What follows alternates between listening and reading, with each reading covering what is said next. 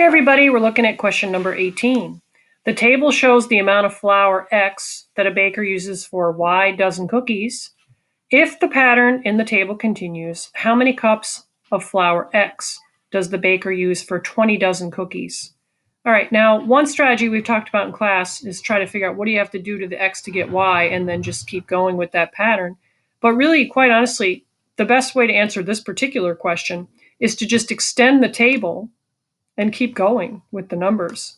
So if we keep going with the numbers, this is just sequential, right? 3, 4, 5, 6. So we could just keep going 7, 8, 9. Now we do have to know where do we stop. So let's look back at the problem and look at the numbers that we're supposed to find. It says if the pattern in the table continues, how many cups of flour, so that's this column right here, does the baker use for 20 dozen cookies?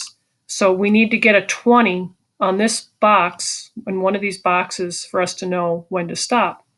So let's look and see if we can identify a pattern here. 4, 8, 12, 16. Aren't these all multiples of 4?